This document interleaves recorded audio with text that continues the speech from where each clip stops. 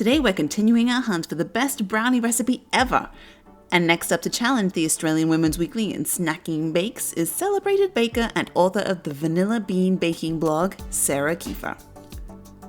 I recently picked up a copy of her go-to new classic, 100 Cookies, and while I was looking for her choc chip cookie recipe to add to our other collection of videos, I was surprised to learn that not one, not two, but 19 of her 100 cookies are actually brownies. Favorite brownies, cakey brownies, s'mores brownies, Rocky Road brownies, so where on earth do we begin? Naturally, with fudgy brownies. First up, we're going to prep a mix for our stand mixer. In here, I start with 200 grams of white sugar and 100 grams of brown sugar. So far, so standard. Then we're going to be adding some serious moisture to our brownies, 3 eggs and an additional 3 yolks, all at room temperature. And to round out this group of ingredients, I'm going to throw in 3/4 teaspoon of salt, any type of your choosing. So in go those eggs as well, and we're going to mix everything up good for the standard 5 minutes on medium with our paddle attachment. Since we have the power of multitasking, I'm going to creep away from this mixer like it's a toddler going down for a nap, and take this 113 grams of cold unsalted butter, chopped into bits, and melt it into 225 grams of chocolate. The recipe actually calls for chopped bittersweet chocolate, but I was disorganized this week, so we've got a mix of semi-sweet and dark chocolate chips. Remember, as you do this, to keep it over a low heat, keep stirring until it's smooth and try not to get distracted, unless you want a burnt biscuity mess. And we're back, and I switched the mixer off after those 5 minutes. But more importantly, here is our gorgeous waterfall of buttery cocoa. To amp up the chocolate even more, I have here half a cup of Dutch processed cocoa powder. If you need a recap on Dutch process, check out my brownie video on the AWW recipe. I'm shaking this directly into the melted chocolate mix, choking on the cloud of dust wafting behind it. I'm whisking these together with my adorable mini whisk until well combined and incredibly dark in color. These are gonna be good. As you can see, my egg and sugar mix looks nice and light. Next, here, we're mixing in 2 teaspoons of vanilla extract until just mixed through. Next up goes in the decadent chocolate paste, spooning that in with a spatula, and again we mix on low until just combined. It's getting chocolatey. And you will have noticed up till now we haven't had any flour.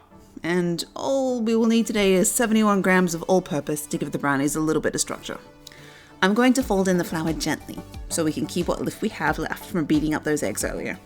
Again, I'm impressed that this is almost another one-bowl baking affair, which is nice to see.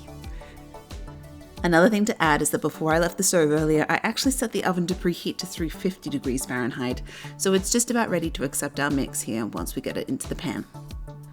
So here is the grand debut of my new 8-inch by 8-inch brownie pan, following the debacle of the last brownie, that you can go relive if you like.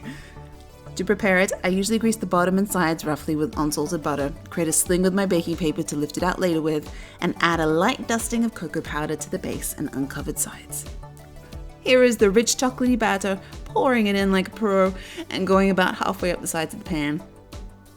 It has a nice jiggle and is ready to go in with a hair toss. That's going to bake for 25 minutes, plus or minus the personality of your oven. Some movie magic later, and after a good 30 minutes of cooling in the pan, here are Sarah's Fudgy brownies. I found I had to bake these a little extra for me to be comfortable, since it's really hard to tell when fudgy brownies are done, since all the skewers just come back chocolate and moist. And don't they look perfect on top, with a little bit of a bubble and a nice sheen all over. You can clearly see the color contrast between the top and the chocolate innards. The fudginess is really gripping onto my knife and destroying some of my nice cut edges on the brownies, but I truly doubt any of these will be leaving the house, so not really a big deal. Good grief, is that fudgy?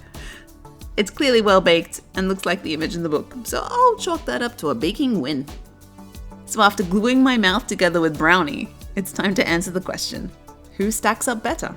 The Australian Women's Weekly, or is it the challenger, Sarah Kieffer? For appearance, they look fantastic. They're shiny and delectable with not much room for improvement, so honestly, it's a 4.5. For taste, it's the best fudgy brownie. It's chocolatey but not too sweet, so another 4.5. I could see it being better with some salt on top as contrast, but that's about it. For texture, again, it's nearly perfect, so another 4.5. It's the profile of a fudgy brownie, which is smooth and moist without being too gummy or cakey.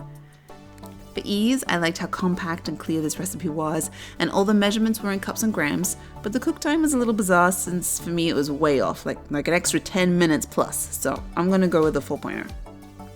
In short, that was an incredible bake, and at 17.5 we've got our highest score ever, and it'll just pip out the AWW brownie. I highly recommend Sarah Kieffer's book 100 Cookies. It is beautifully laid out and I can't wait to try more of these recipes, especially her cookies and trialing her signature cookie drop method. Please like and subscribe to help grow my channel and so we can make more content together, one brownie at a time. Join me next time for more epic cookies. Thanks for watching and keep baking. Bye!